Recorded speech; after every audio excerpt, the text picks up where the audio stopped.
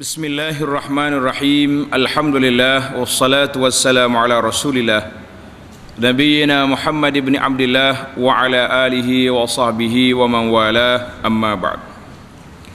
Sambungnya pelajaran kita dalam kitab Riyadhus Shalihin, Taman Orang-orang yang Saleh, bab 261, babu bayani ma yajuzu minal kadhib. Bab pada menyatakan dusta yang diharuskan, dusta yang dibenarkan dengan sebab-sebab yang tertentu. Al-Imam An-Nawawi rahimahullahu ta'ala berkata, i'lam annal kadhiba wa in kana asluhu muharraman fayajuzu fi ba'dil ahwal bi syurut qad awdahtuha fi kitabil azkar.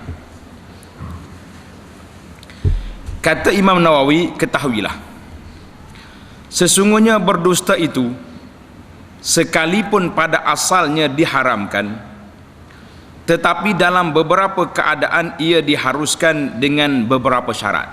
Nah, tidak kata harus mutlak, harus dengan syarat. Dan syarat itu telah pun aku sebutkan dalam kitabku Al-Azkar.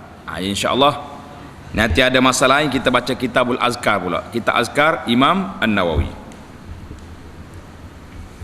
Ringkasannya ialah, jadi ada ringkasan daripada Azkar. Apa dia ringkasannya? Annal kalam wasilatun ilal maqasid. Percakapan ialah cara untuk sampai kepada suatu tujuan. Kita bercakap ni tujuan nak bagi tahu benda, ya. Nak kata kita nak makan, kita nak minum, kita nak pergi sana sini, kita suka, kita tak suka, melalui mulut. Orang tak ada mulut ataupun tak boleh cakap, dia guna tangan. Macam-macam isyarat ada. Dia panggil wasilah. Setiap maqasid, maksud, tujuan yang terpuji, yang mungkin terhasil tanpa berbohong, kita boleh beritahu secara betul, maka haram berbohong pada kes itu. Jangan duduk main. Benda tak boleh cakap betul, kenapa nak pergi cakap bohong? Dan jika tidak mungkin terhasil melainkan dengan berbohong, maka tidaklah mengapa berbohong. Mana dia panggil darurat, terdesak, boleh. Dan jika untuk sampai kepada tujuan yang harus, maka haruslah berbohong. Dan jika untuk sampai kepada tujuan yang wajib, maka wajiblah berbohong. Biasanya kita dengar bohong sunat, ya. Buat-buat kaki kelentong hak bini ramah ni dia panggil bohong sunat. Dalam kitab Imam Nawawi kata wajib, ada juga bohong ni. Contohnya ialah, dia buat contoh di sini cantik.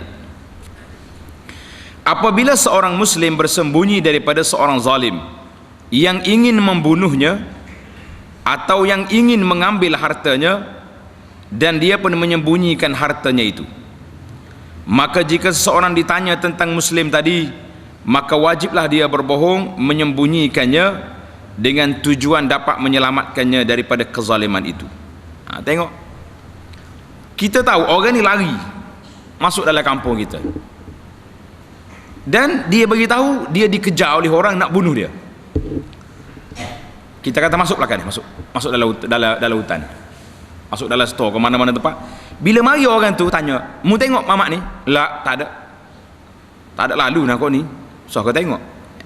Jadi itu dipanggil bohong wajib, sebab nak menyelamatkan nyawa kawan tadi. Kalau kita tak bohong, kalau kita bahasa jenis betul straight, tak boleh cakap bohong, dosa.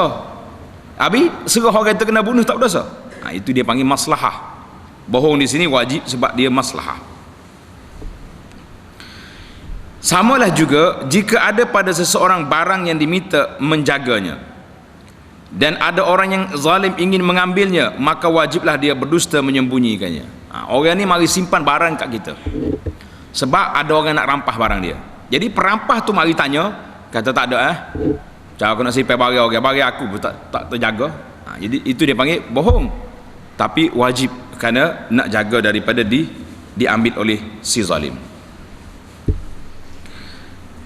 Dan yang terlebih baik ialah, yang terbaiknya kalaulah ialah tidak berbohong. tetapi menggunakan tauriyah. Letak baris molek. Tauriyah. Apa makna tauriyah? Tulis kau Arab tu, tauriyah.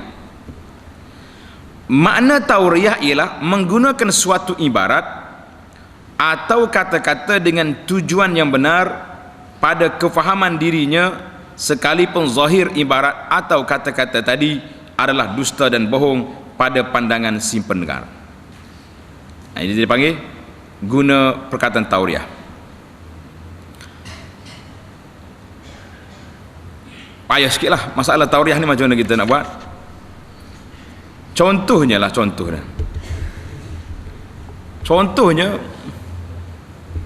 orang tu lalu, dia kata ada tak orang ni lalu kot ni. Kita kata tak lalu kot ni. Kita letak contoh yang alak kita sedepan kita ni, kita kata tak lalu kot ni, maknanya depan ni tak lalu. Kau depan mana? Kau depan kita ni, dia lalu kot jalan tu, dia tak lalu kot sini. Itu dipanggil bahasa tauriyah. Mu tengok dia lalu kot ni, tak, kita pun tak tangan sini, kita kata tak lalu kot ni. Mana kot ni tu? Ni kot tangan aku ni, dia lalu kot jalan. Itu kalau dia dengar memang berbohong lah kita tu, tapi tak bohong sebab kita kata tak lalu kot ni. Ni guna ya, dipanggil satu pendekatan tauriyah, guna ayat putar belik sikit, nak menyelesaikan masalah. Walau bagaimanapun, jika dia tidak bertauriyah dan sebaliknya berdusta, maka tidaklah haram dan dia tidaklah berdosa dalam keadaan tersebut. Kesimpulan daripada kata-kata Imam Nawawi ini rahimahullahu ta'ala, dia kata apa? Benda yang boleh berbohong, tetapi kalau masih ada ruang untuk kita tidak berbohong, tapi kita guna ayat putar belik sikit, itu lebih baik. Maksud dianya, seboleh mungkin jangan berbohong jugalah. Sebolehnya elakkan diri daripada cakap dusta, kerana tak baik cakap dusta tu, tapi keadaan ini terdesak,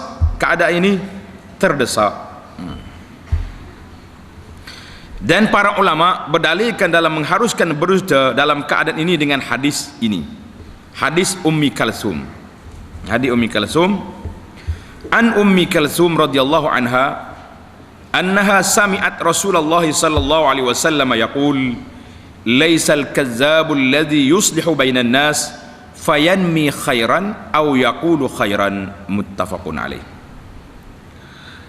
Wa fi riwayatin wa fi Muslim wa zada Muslim fi riwayatin qalat Ummu Kalsum wa lam asma'hu yurakhisu fi syai'in mimma yaqulu an-nas illa fi thalathin, ta'ni al-harba wal islah bainan nas wa hadis ar-rajuli imra'atahu wa hadis al-mar'ati zawjaha.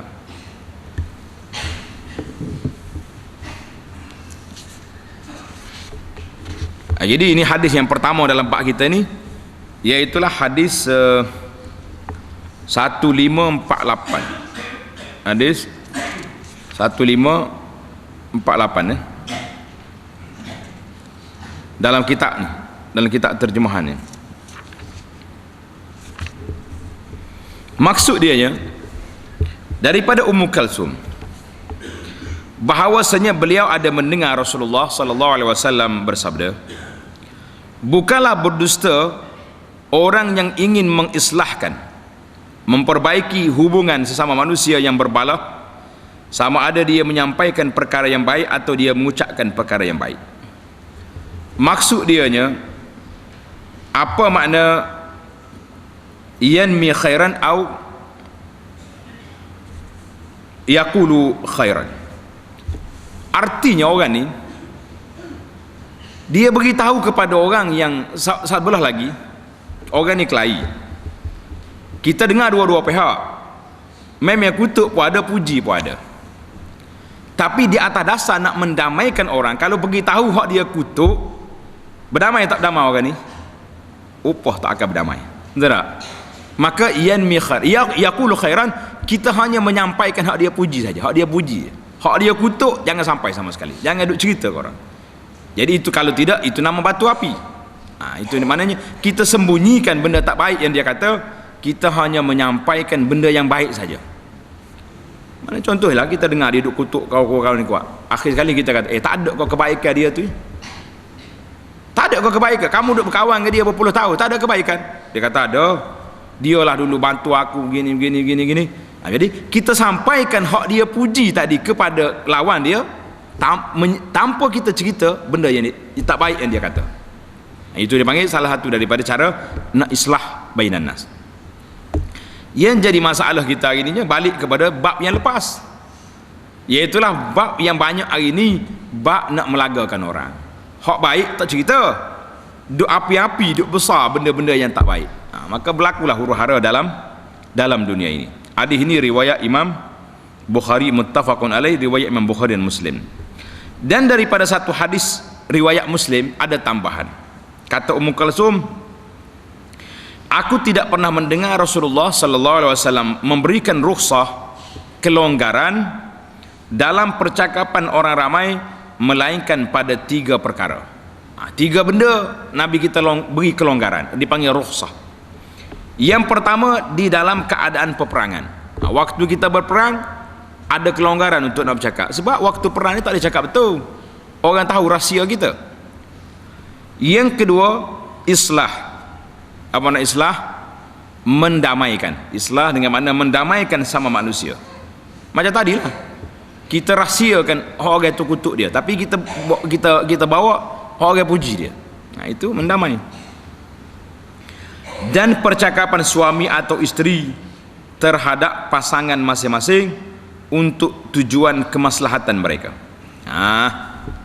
Hal ni kita kena tengok sikit secara apa ni? Baik.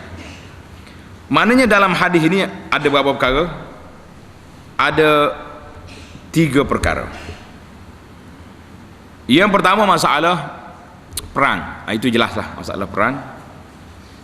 Yang kedua masalah nak mendamaikan di antara manusia. Jadi kita pilih perkataan-perkataan yang boleh menjadikan dua orang ni yang kelahi jadi baik.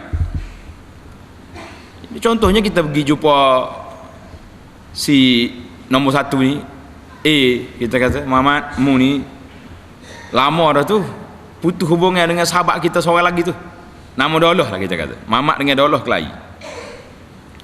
Dah nak buat macam mana? Dia tak mau kawan dengan saya. Contohnya Mamat kata, "Oi," dia kata, "mana boleh. Setiap kali aku duduk dengan dia, agak dia rindu kamu." Duduk ingat kalau boleh kita minum teh sekali, kata orang boleh mengeteh sekali ni. Iya ke? Jadi dia pun iyalah kawan lama, balas sikit-sikit. Lepas tu pergi Pak Doloh pula cerita benda yang sama. Walau benda dua orang ni tak ada kata apa pun. Itu dia panggil islah. Bohong tak bohong cakap kita tu? Oh, tapi maslahah nak islah, nak mendamaikan di antara dua kumpulan. Ini kita boleh buat. Alhamdulillah. Itu yang pertama. Yang kedua, yang ketiga, masalah cakapan suami dengan isteri.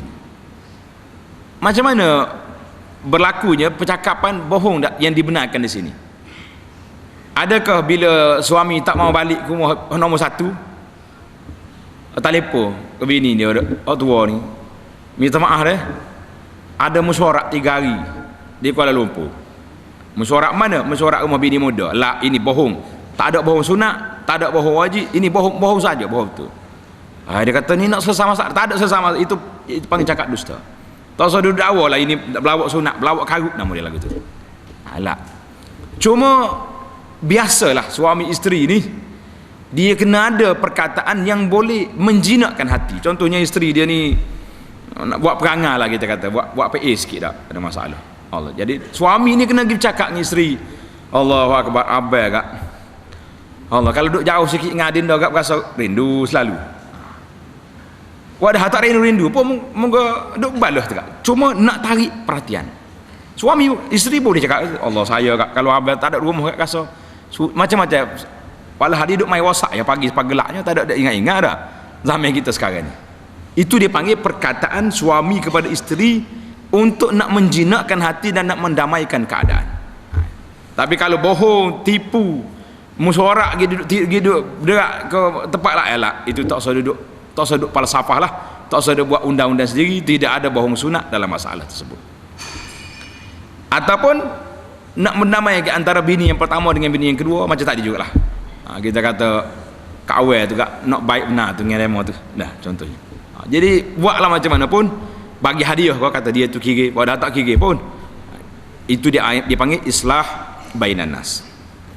Jadi Imam Nawawi rahimahullah taala bawa kepada kita hadis bab perkara-perkara yang harus untuk kita berdusta dalam isu yang tersebut. Kita simpulkan di sini sebagai pengajaran daripada hadis. Yang pertama, Islam sangat menitik beratkan perpaduan di kalangan orang Islam, sampai peringkat kita boleh bercakap dusta ataupun tauriah untuk nak menyelesaikan masalah. Boleh kita bercakap. Yang kedua, orang yang berusaha untuk mendamaikan dua orang atau kumpulan muslimin yang berbalah akan mendapat ganjaran yang mulia di sisi Allah Azza wa Jalla. Kita cubalah. Cuba hari ni jaranglah orang yang nak menjadi pendamai. Orang yang nak merusakkan orang banyak. Tak ada kerja apa, pagi-pagi ambil Facebook, ambil gambar kawan ni letak sini, tulis maklum, tulis ya. Gini-gini dia kata, walhalnya kawan yang dia tulis tu dekat je dengan rumah dia. Kalau pergi jumpa pun selesai masalah. Assalamualaikum, mari kita minum teh sikit pagi ni. Makan roti canai mana-mana, nak tanya sikit ada masalah, boleh tanya. Ataupun telefon, boleh telefon. Tapi mengguna pendekatan bawa tulis di sini kerana apa? Tujuan sebenarnya nak menjatuhkan kawan dan nak cari syuhrah, nak cari kemasyhuran dia tu. Kono dia ni pembongkar lah kononnya. Ambil lah. Jadi ini semua tidak mendamaikan manusia. Yang dianjurkan oleh Islam supaya kita islahun bainan nas, mendamaikan di antara manusia. Yang ketiga, terdapat juga pendustaan yang diharuskan oleh syarak kerana tujuannya dan natijahnya yang baik, sebagaimana yang telah kita bincangkan tadi. Tamaklah bab 261. Kita berpindah kepada bab yang ke-262, babul hassi ala tasabbut fima yaquluhu wa yahki. Ini bab ni sangat penting, khususnya zaman fitnah internet ni cukup dahsyat ni. Bab pada menyatakan galakan kepada perlunya mencari kesahihan, perlunya menyemak maklumat dalam apa yang diucapkan atau yang diceritakan. Kita nak berucap ke, kita nak cerita kepada orang ke, kita nak sebarkan berita ke, kita nak letak di Facebook ke, dalam grup maklumat, biar kita tepat dulu. Hari ni dak ni, dia lepas dulu, lepas dia tanya kat bawah, betul ke cerita ni? Kamu dah sebar, macam mana boleh kata betul ke? Kalau tahu tak betul, jangan disebarkan. Boleh kita tanya pakar dalam bidang tersebut, kawan-kawan kita yang orang kata yang ada ilmu, kita mesej dengan dia secara peribadi, ni benda ni boleh pakai tak boleh pakai ni, betul ke tak betul ni cerita macam ni? Ni tak pergi post di tempat ramai atau letak di alam maya yang orang beribu orang boleh baca, kamu dia tanya kat bawah betul ke tidak? Macam mana kita nak dapat maklumat? Benda tu sudah disebarkan, benda tu sudah disebarkan. Contohnya kita ambil gambar orang sekarang ni, orang kerak-kerak gambar orang tak, gambar orang ni ambil orang perempuan tak sebelah laki-laki, lepas tu kita post gambar, betul ke dia ni sudah kahwin dua ni ke, maklumat apa ke? Itu bukan tanya, itu memang menyebarkan fitnah, sebab kita pun tak tahu benda tu betul tak betul. Jadi ini masalah. Tajuk kita ni menyatakan al-has ala tasabbut, mesti cari maklumat biar tepat dulu baru sebarkan. Dipanggil semak dulu sebelum disebar atau diceritakan.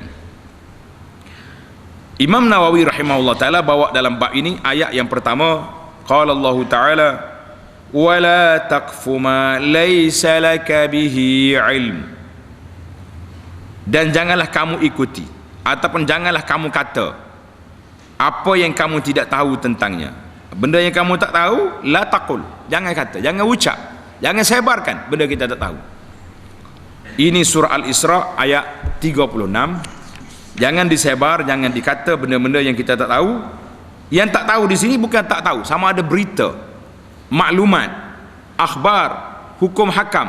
Yang tak tahu jangan duduk cakap. Hari ni dah orang rempuh masuk belaka. Sebab langit terbuka. Dia tak tahu, orang tanya soalan, dia jawab. Mana kau tahu hukum ni halal ke haram? Jadi kita nak jadi penjawab, jadi lebih pada grand mufti. Mufti besar kita ni dalam masalah menjawab persoalan, sedangkan kita tidak ada ilmu dalam masalah. Jangan. Ayat yang kedua, surah Al-Isra 36 tadi, ayat yang kedua, ma yalfidhu min qawlin illa ladaihi raqibun atid. Artinya tidak ada suatu ucapan pun yang diucapkannya, sama ada kita ucap dengan lidah kita atau kita ucap dengan wujud jari kita, main alak-alak ni. Sekarang ni orang duduk main ucapan dengan apa? Dengan wujud jari, tulis kan? Itu termasuk qaul, masuk dalam perkataan. Melainkan ada di sini malaikat pengawas yang sentiasa hadir, raqibun atid, ay hafizun hadirun. Pengawas yang sentiasa ada. Tulis je, dia akan catat selalu. Kalau kita tulis kebaikan, alhamdulillah, pahala berjalan. Tapi kalau kita sebarkan benda yang tak baik, yang tak benar, itu dia panggil maksiat jariah. Maksiat yang berjalan. Selagi orang tengok maksiat yang kita tunjuk ini, maka kita akan naik, dia punya saham naik. Berapa ramai orang tengok, berapa banyak kita punya dapat saham dosa. Ini cukup dahsyat. Ayat-ayat Quran ini memberi peringatan yang besar kepada kita supaya berhati-hati, jangan mudah menyebarkan berita dalam perkara-perkara yang kita tidak tahu, yang kita tak tahu. Cuma orang hari ni cepat sangatlah. Tadi dalam khutbah tadi Ana dah cerita tentang bagaimana peristiwa berlaku rempuhan di Mina. Peristiwa berlaku rempuhan di Mina ni pagi hari raya baru ni, 10 Zulhijjah. Tak sampai setengah hari, sekejap ya dapat maklumat berlaku insiden tersebut. Petang hari raya kita dapat gambar mari 28 orang petugas haji telah dipancung oleh kerajaan Arab Saudi. Kata inna lillahi wa inna ilaihi rajiun. Tadi baru peristiwa, mayat pun tak habis lagi angkat ke hospital, pengawal telah dipancung. Saya kata ini semua permainan media untuk nak memburukkan kerajaan. Jemaah tanya, pancung dah Ustaz? Kata pancung mana? Mahkamah kat mana?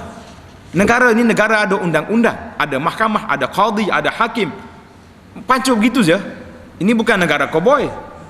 Tengok sebar benda-benda yang pelik yang berlaku. Maka kita mengatakan cukup-cukuplah para jemaah sekalian, daripada gatal tangan kita ni duduk duduk hantar benda-benda yang kita betul tahu, tak sudah hantar. Jangan duduk hantar tak apa tanya betul ke tak betul. Siapa yang boleh mengesahkan? Jadi kalau kita rasa benda tu tidak ada maklumat kesahihan, tidak ada autentik dalam maklumat, berhenti setakat kita je, tak usah duduk pergi jauh. Ini masalah kita hari ini berat. Benda-benda yang kita sebarkan, sama ada benda betul atau tak betul, dua-duanya raqibun atid. Ada malaikat yang menulis, ada malaikat yang menjaga. Bermakna setiap gerak kerja kita ni, ujung jari kita duk main alat-alat gadget ni, tuan-tuan kena ingat, benda yang kita post, kita tengok ada dosa ke ada pahala. Tak ada free dalam masalah. Tidak ada istilah free dalam kerja buat kita, sama ada yang jadi dosa atau pahala. Fikir ambil lah. Nak duduk mana kita? Dia duduk di mana? Tak usah jadi glamour lah, biar tak glamour pun tak apa. Tapi masalah hari ini dia panggil pembongkar. Membongkar negak, tulis macam-macam. Tak apalah, tulislah, nak tulis apa-apa pun. Aladaihi raqibun atid. Hadis yang pertama dalam bab ini, iaitulah hadis dalam kitab asal dia 1547, dalam terjemahan ini 1549. Wa an Abi Hurairah radhiyallahu anhu anna an-nabiy sallallahu alaihi wasallam qala. Ni pelajar ni tengok baik betul. Nanti buat tazkirah, buat ceramah. Hadis ni sangat penting untuk kita sebarkan. Kafa bil mar'i kaziban an yuhadditha bi kulli ma sami'. Kata sekali, kafa bil mar'i kaziba an yuhadditha bi kulli ma sami'. Apa betul-betul hadis-hadis ni penting. Nah, kita nak jadi pendakwah, nak jadi penceramah, pentazkirah, baca hadis tu biar nampak macam orang mengaji kak. Kadang-kadang tukar bagi habis. Tahulah kawan. Rawahu Muslim. Daripada Abu Hurairah, sesungguhnya Nabi sallallahu alaihi wasallam bersabda, cukuplah seorang itu untuk dikatakan berdusta apabila dia mengutarakan semua perkara yang didengarnya. Hari ini ramai tak ramai pendusta? Kazabin terlalu ramai hari ini. Terlalu ramai pendusta hari ini. Sebab apa terlalu ramai? Semua benda dapat ke kita, forward lalu. Pendusta tu lagi. Dulu sami' melalui alat pendengaran, bila kita dengar kita cerita. Hari ini melalui alat media yang ada hari ini, sampai kita forward, sampai kita pasti. Tak baca puisi kandungan, tak pasti sahih tak sahih, maka Nabi kata apa? Kafabil mar'i kadziban, cukuplah seorang itu menjadi pendusta bila dia sebarkan setiap benda yang dia jumpa. Ini hadis ini memberi peringatan yang besar kepada kita para jemaah supaya kita berhati-hati, jangan suka menyebarkan benda yang kita tak pasti. Hadis sahih ini riwayat Imam Muslim. Pengajaran daripada hadis yang pertama, kita tidak disuruh mengiyakan semua yang didengar atau yang ditulis. Bahkan kita disuruh mencari kesahihannya. Tambah-tambah hari ini maklumat yang kita terima tak tahu mari mana. Tak tahu mari daripada mana. Terutama sekali bahayanya bila kita mencari maklumat daripada internet. Oh, dia kata internet ni boleh faedah kita cari. Memang saya akui mencari maklumat dalam internet cepat jumpa. Tapi kita kena ada filter, penapis. Pengalaman anak mengajar di kuliah, di college. Biasanya kita suruh pelajar cari maklumat. Bagi tajuk, cari maklumat. Minggu depan bawa mari. Bila dia mari, kata membaca apa yang kamu tulis. Dia baca. Berkata Imam Ali alaihi salam. Kita dengar, tahu selalu dah. Budak ni sudah terperangkap. Berkata Imam Ja'far As-Sadiq alaihi salam, sudah. Web semua yang dia nukil tadi daripada web Syiah. Sebab tak ada ahli sunnah kata Ali alaihi salam. Ali radhiyallahu anhu au karramallahu wajhah. Sebut nama-nama imam ni semuanya guna perkataan radhiyallahu anhu ataupun rahimahullah. Dia tak di alaihi salam. Jadi kita tahu dengar tu, oh sudah. Kata tengok web mana mau ambil, dia tulis web Alul Bait. Memang terperangkap dengan Syiah. Itu masalah kita. Realiti pelajar-pelajar agama yang mencari maklumat dalam internet, dia akan terperangkap dengan benda-benda macam ni sebab dia tak ada filter, tak ada penapis. Maka pendedahan kepada pelajar ini penting untuk kita beritahu. Pasal tu lagi ni orang jumpa segala benda, jumpa belaka. Baca dalam web ni, dia tak setuju dengan kumpulan ni, dia akan kutuk habis-habisan. Daripada lapis bumi ke atas sampai langit 7, habis kutuk belaka. Jadi maka kita sebagai pembaca mesti tengok, mesti rujuk balik kepada asatizah, ustaz-ustaz kita yang kita percaya, yang ada ilmunya. Kita tanya dia boleh terima atau tak boleh terima berita macam ni. Kalau semua berita kita dengar, kita terima, maka jadilah kita pendusta. Ini masalah. Dan yang jadi masalah satu laginya, kita Ahlus Sunnah ni tidak begitu aktif. Pembuat Syiah lebih banyak dia punya website daripada kita. Bahkan dia tipu pula. Dia ambil nama macam ar-rahmah.com. Sunnah dia gitu kan, rahmah ni jadi hak dia. Allahu Akbar. Jadi di sinilah zaman hari ini dipanggil zaman fitnah. Maka berhati-hati untuk menyebarkan maklumat, sama ada melalui apa saja alat media hari ini. Cukup berhati-hati, kerana kalau tidak kita menyebarkan perkara-perkara yang cukup dahsyat. Macam dalam berita tadi, berita rempuhan di Mina. Dan boleh katakan setiap musim haji, hampir setiap musim haji mesti ada diayah daripada Syiah untuk memburukkan gambaran buruk kepada suasana haji. Mati, berlaku sekian-sekian, macam-macam benda yang berlaku. Jadi ini semua permainan-permainan media. Di zaman dulu Nabi nasihat untuk bikul lima sami', kita huraikan hadis ini dengan apa yang kita dapat melalui alat media, jangan disebarkan kecuali dipastikan kesahihan dan keaslian maklumat. Kalau tidak kita terperangkap, maka cukup dahsyat dia. Allahu Akbar. Tengok yang kedua, bukanlah semua berita yang didengar atau dibaca itu benar. Maka jika seorang menceritakan semua yang didengar atau dibacanya itu, berarti dia juga turut berbohong. Jadi kita nak jadi pembohong ke? Jawabnya tentu kita tak mau jadi pembohong. Siapa dia nak jadi pendusta atas dunia ini, maka dia sebarkanlah apa yang dia terima. Terimalah apa yang kita ada. Dalam kaedah yang dibuat oleh ulama Ahlus Sunnah, asal berita yang dikeluar oleh orang mukmin benar kecuali dibuktikan dia bohong. Tapi hari ini terpaksa kena kita tukar balik, semua berita yang kita dengar bohong kecuali dibuktikan benar, baru kita tak boleh sebar. Kalau tidak, banyak kita terperangkap hari ni.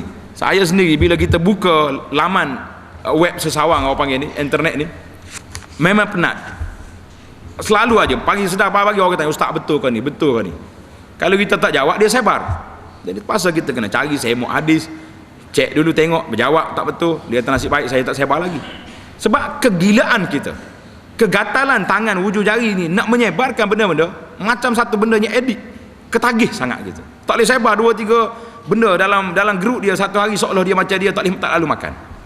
Jadi nak cari maklumat yang berat, maka di antara cara kita nak membantu golongan-golongan yang ketagih benda ni, maka ketagih internet hari ni lebih kurang dengan ketagih dadah, ketagih apa ni, daun ketung dan sebagainya. Tapi hak tu hak berat lah. Cuma kita nak tengok cara ketagihan yang berlaku itu memang berat.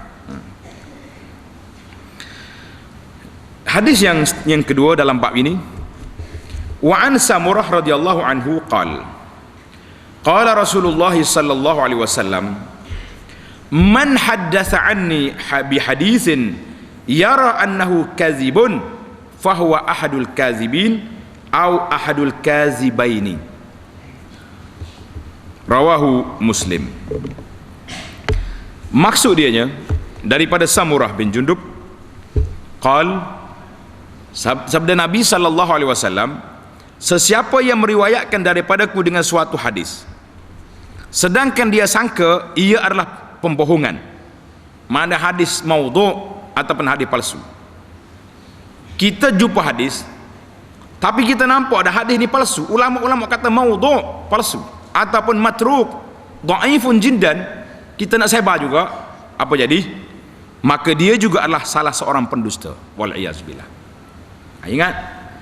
Jadi maka hari ini alhamdulillah kita buat satu gerakan, pemuda-pemuda kita ni buat satu gerakan, dia panggil semak hadis sebelum sebar.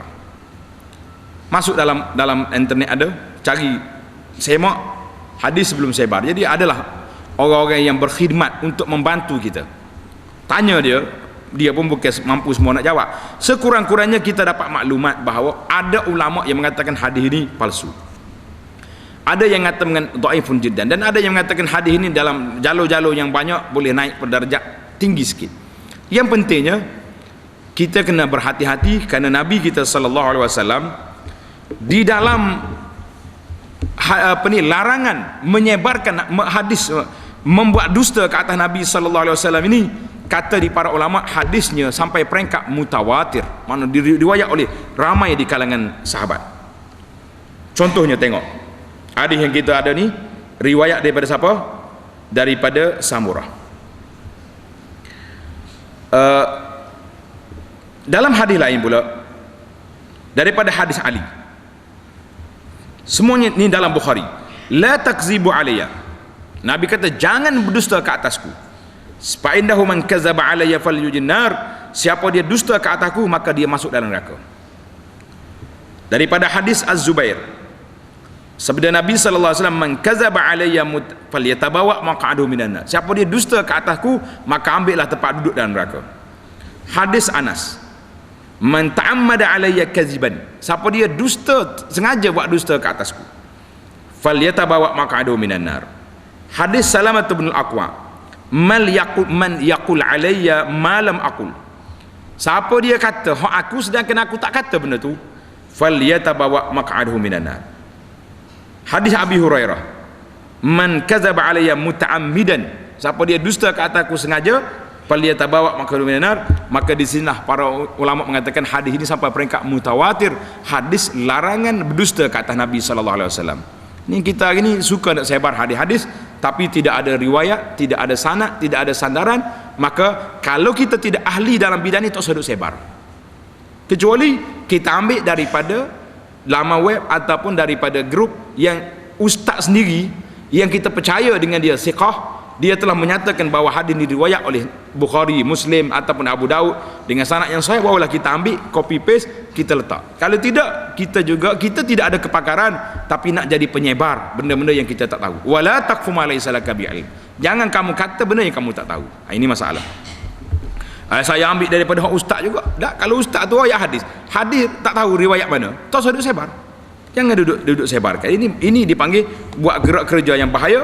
Kita tidak ada kepakaran tapi kita nak jadi pakar. Akhir sekali jadi tak pakar belakang. Tengok dalam hadis ini apa dia kata. Qala al-Hafiz. Nih, tengok dalam hadis. Man haddasa anni bi hadis. Siapa dia meriwayatkan daripada aku dengan satu hadis. Kata di Al-Hafidh Ibn Hajar, huwa amun fi kulli kazibin. Am, semua pendusta. Jadi Nabi kata, maknanya la tansibul kazib ilayya. Jangan sekali-kali kamu nisbahkan pendustaan itu pada Nabi SAW. Ini kata Ibn Hajar. Wa qad ikhtarra qaumun min jaminal jahalah. Ada satu kumpulan daripada orang-orang jahil, fawada'u ahaditsa fit targhib wat tarhib. Mereka telah mereka-reka hadis galakkan beribadat. Nak suruh orang ibadat ni, kita nak suruh orang ibadat, kita kata apa? Siapa dia puasa di akhir Zulhijjah dan puasa awal Muharram, dia punya pahala 50 tahun. 50 tahun apa ni dia punya pahala dia kelebihan 50 tahun. Dusta hadis ni. Sebab apa buat reka hadis ni? Nak suruh orang ibadat. La, orang ni telah berdusta. Jadi puak-puak ni kata apa? Wa qalu nahnu lam nakzib alaih. Kami bukan berdusta ke atas Nabi, bal fa'alna zalika, kami buat pendustaan untuk Nabi. Tengok ni falsafah. Kita bukan berdusta ke atas Nabi, tapi kita berdusta untuk Nabi, nak suruh orang ibadat. Jadi nampak sangat Nabi paling banyak dalam hadis yang sahih, puasa hari Arafah 2 tahun, puasa hari Ashura berapa tahun? Setahun. Tu ayah ni buat 50 tahun. Puasa di akhir tahun dengan awal tahun, pahala 50 tahun. Mana pembohongan sangat jelas, hak dia lebih hebat daripada hak Nabi. Nabi boleh bagi 2 tahun je. Paling maksimal 2 tahun. Hari Arafah, setahun hari Ashura, si mereka dia palsu bagi 50 tahun. Kaifah. Ini semua kata di Ibn Hajar. Maka wa ma darau anna taqwilahu sallallahu alaihi wasallam, mereka tidak tahu, mereka rekakan ibadat tersebut nisbah kepada Nabi adalah merupakan pembohongan ke atas Nabi sallallahu alaihi wasallam, bukan untuk Nabi. Ini kena ingatlah. Pengajaran hadis, tengok. Kita hadis ini riwayat Muslim. Kita tidaklah boleh menyebarkan segala hadis yang diriwayatkan daripada Rasulullah sallallahu alaihi wasallam. Ini kerana sebahagian daripada hadis yang terdapat dalam kitab-kitab agama adalah pendustaan terhadap Rasulullah sallallahu alaihi wasallam.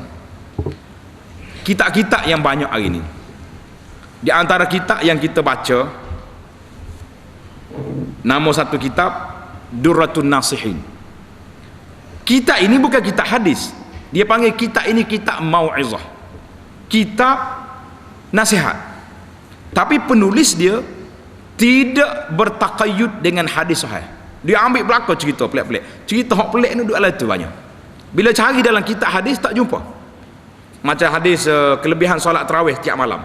Malam yang pertama boleh ni, yang kedua boleh ni. Cari-cari riwayat dia ada dalam kitab Durratun Nasihin. Tapi cari dalam kitab hadis tak jumpa. Maka berhati-hati. Kitab-kitab macam ni boleh dikenal pasti. Ada ulama telah membuat kenal pasti di antara sumber-sumber kitab yang banyak mengandungi hadis-hadis yang tidak ada sanad. Di antaranya kitab tadi. Dan banyak lagi lah kitab-kitab lain. Kita kena bincang dalam tajuk yang khas dalam masalah ini. Ada lagi kitab ni Ustaz? Betul ada lagi kitab, tapi disiplin ilmu hadis. Mana-mana hadis mesti ada riwayat. Riwayat fulan daripada siapa? Dikeluarkan oleh siapa? Dikeluarkan oleh Bukhari dalam bab mana? Kadang-kadang penulis ni tak tahu apa. Dalam Bukhari ada kitab sahih, ada kitab Adabul Mufrad, ada kitabut tarikh. Jadi kalau dalam kitab sahih tak apalah, sesama masalah kita. Bukhari riwayat dalam kitab mana? Dalam kitab tarikh. Dia tidak dalam kitab tarikh, dia bawa semua riwayat. Dia tidak pilih yang sahih. Jadi Allah banyak lagi masuk dalam bab hadis ni lagi kita rasa cemas, sebab kita bimbang takut kita juga berdusta ke atas Nabi sallallahu alaihi wasallam. Jadi janganlah, sebahagian daripada hadis yang terdapat dalam kitab-kitab agama adalah pendustaan terhadap Rasulullah sallallahu alaihi wasallam. Yang kedua, kita dilarang meriwayatkan hadis jika pada anggapan kita ia adalah pendustaan kepada Nabi sallallahu alaihi wasallam. Kalau kita tahu dah hadis ni ulama kata palsu, jangan riwayat. Hadis ni ulama mengatakan tidak ada asal, jangan diriwayatkan. Jangan kata ada dalam kitab lah. Itu dia panggil setiap ilmu itu ada disiplin. Dan perkara ini boleh dikenali oleh orang yang pelajari bidang hadis atau melalui perakuan sebahagian muhaddisin tentang kejelekannya, maknanya kehuduhan dia punya sanad. Yang ketiga, sifat pendustaan bukan saja diletakkan kepada orang yang mereka-reka pendustaan, bahkan juga kepada orang yang menyebarnya dengan syarat dia tahu benda itu dusta. Kalau kita orang awam menyebar tak tahu, mudah-mudahan Allah Ta'ala ampunkan dosa kita sebab menyebar dengan keadaan jahil, dia panggil. Yang keempat, apa yang menyedihkan yang berlaku sekarang ialah tersebarnya hadis-hadis maudhu', hadis palsu, dan sangat dhaif, dia panggil dhaif pun jiddan di kalangan masyarakat, terlalu banyak. Perkara ini berlaku kerana kurangnya pengkaji hadis dalam masyarakat kita, dan kerana anggapan bahawa segala apa yang tertulis dalam kitab itu adalah sahih. Bukan salah ibu mengandung lah, salah kita. Tak apalah salah kita akuilah. Yang jadi masalahnya bila kita beritahu pula hadis ni tak sahih, kita hak jom beritahu pula kena marah. Macam mana jadi macam? Patutnya bila kita sebut hadis ni tidak sahih, dinilai oleh ulama hadis ni tak sahih, maudhu' ataupun terlalu lemah, patutnya masyarakat terima kasihlah kerana ada orang yang tolong mengkaji. Ni dak, oh dia ingat dia seorang ke pandai atas dunia, orang lain tak ada. Ini semua ni takabur sifat, tidak mau menerima kebenaran yang orang bagi, tidak mau menerima ilmu dengan cara terbuka, tapi duk main kerah orang panggil kerah kepala, main kerah kain lagu ni macam ni. Hadis yang terakhir dalam bab ini, wa an Asma radhiyallahu anha anna imra'atan qalat ya Rasulullah inna li darratan fahal alayya junahun in tashabba'tu min zawji ghayra alladhi yu'tini. Faqala an-nabiy sallallahu alaihi wasallam al-mutashabbi'u bima lam yu'ta kalabisi thawbai zur, muttafaqun alaih.